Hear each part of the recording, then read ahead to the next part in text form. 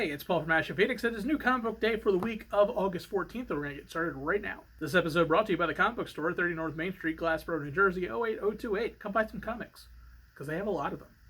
They also have D&D stuff, and Magic, and board games.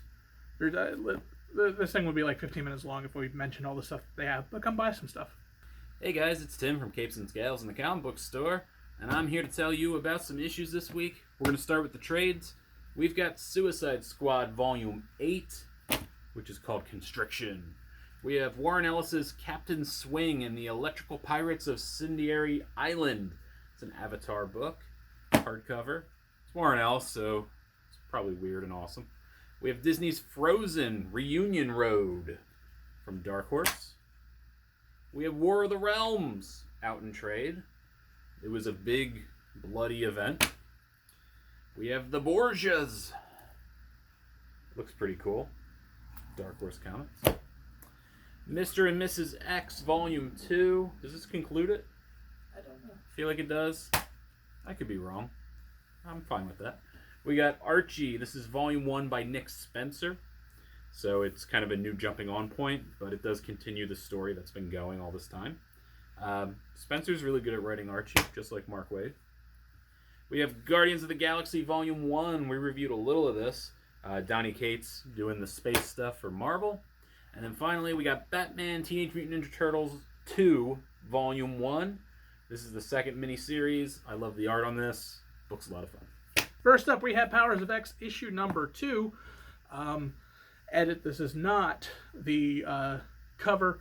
Comic Book Store actually sold out of all the covers of the original, so I don't even know what it looks like. But this is continuing the extremely ambitious new retelling of the X-Men and where it's going. Powers of X tends to be more of that time jump where you're dealing with stories from the 4 time periods that they're trying to cover in this book. It's an interesting read, man.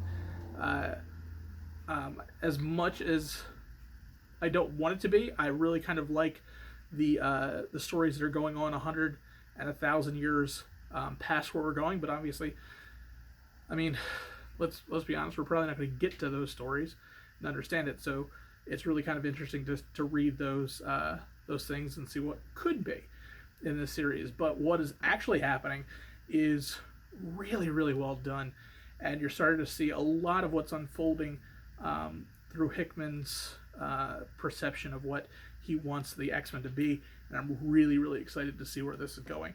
This is definitely another one you should be picking up. Alright, first up we have Age of Conan, Valeria. This is written by Meredith Finch, art by Anek. I don't know. One-word names, man. I don't know. I'm bad at those.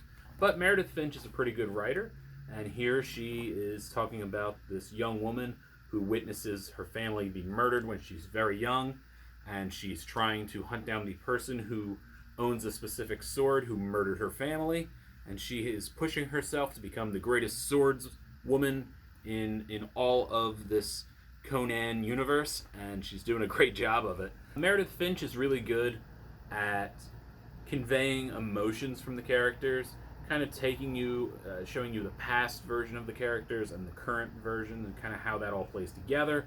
I think she's a very good writer, so I'm interested to see how this goes. I'll check out more for sure. Next up, we have Swordmaster issue number 2. Not gonna lie, the art is definitely what kept me in this book for this particular one. I've been a fan of this one and also Arrow, and the writing, there just wasn't a lot of writing in this. But the art is beautiful in here. The second story is pretty decent. It's kind of interesting where it's going to be going. You have one episode or one part of the issue taking place in China as the origin story, and then you have a current type issue of what is going on with Shang-Chi. The second story, like I said, normally I like the first story better just because the art and the pacing are amazing, but this time the second issue, or the second part of the issue, took a little bit more of my attention, but it's still a good read. If you've been a fan of any of the Agents of the Atlas series, these are definitely ones to pick up. All right, next up we have Punisher Kill Crew, #1 by Jerry Dugan and Juan Ferreira. Maybe. Bad with names, we all know that by this point. This is a miniseries taking place immediately after War of the Realms, where the Punisher has seen a lot of awful stuff done by critters and creatures not of this earth, and he has made a promise to another man named Frank who witnessed his family be destroyed by trolls. He is hunting down a specific troll because he promised him he would avenge his family. I guess just hit a little too close to home. So Frank Castle, the Punisher, is on a mission to find this troll. He does manage to escape our realm, and he is finding a way to go get him. This book is actually, I love the art. It's a silly concept at its core because it's regular dude Frank Castle with a million guns fighting a bunch of trolls and other things, and trying to find a way to make it to, what's the Frost Giants world? There. And I don't know. It's a lot of violence. It's kind of cool how he fights some of the monsters because, again, he's just a dude. An extraordinary dude, but still just a dude. And it's a fun read. I enjoyed it way more than I thought I was going to. I might be on for more. I don't know. I'd have to think about that. But it's an interesting take on Frank Castle. So you might want to check it out. If you're a Punisher fan, you should love it. Amazing Spider-Man issue number 27.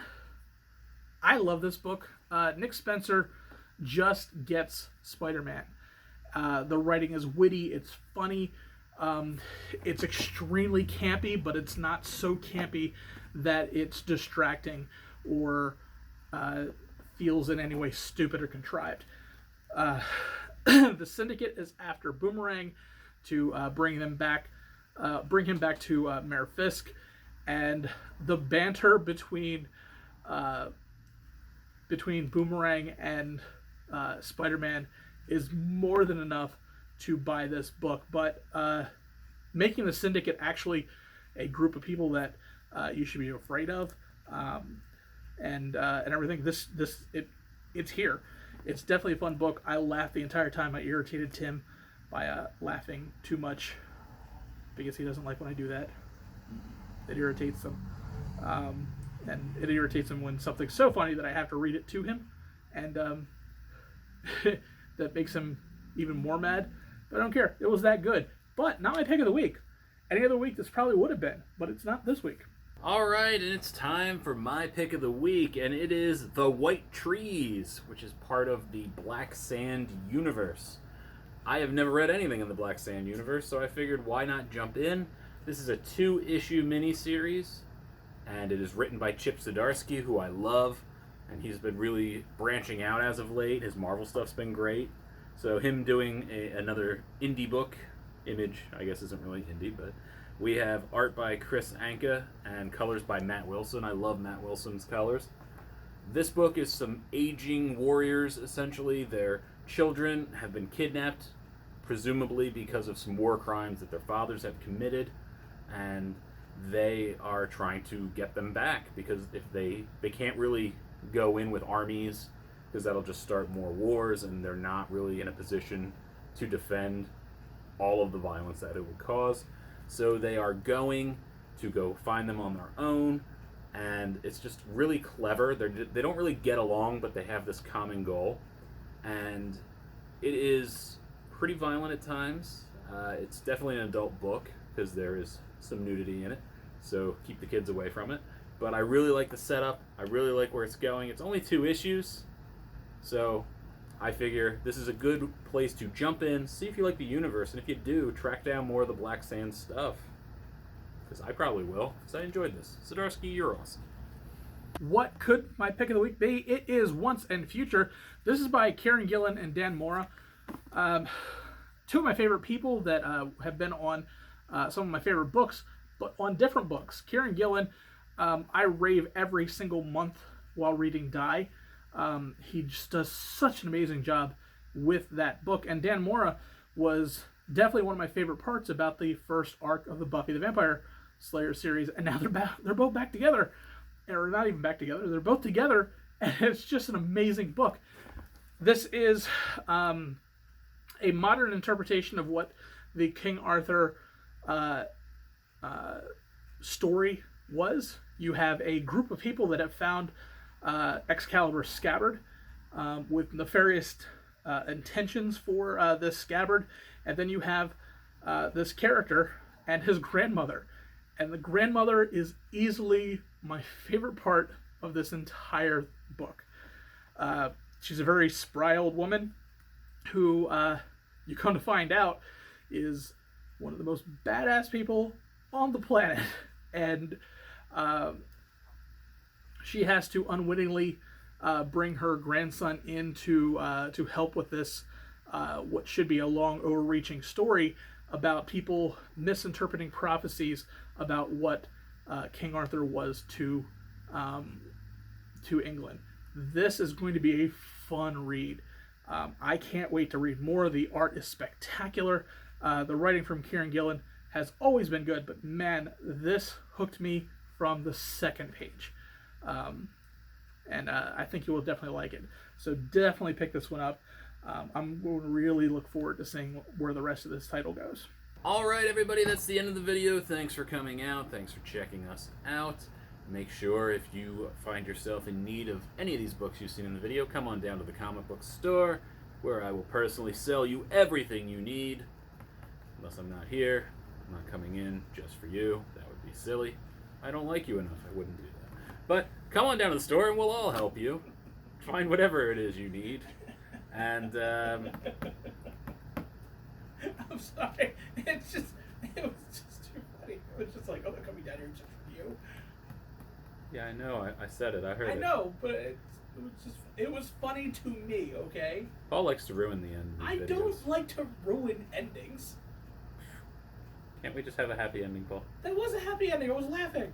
You're the one trying to bring it back down to like To normal people levels?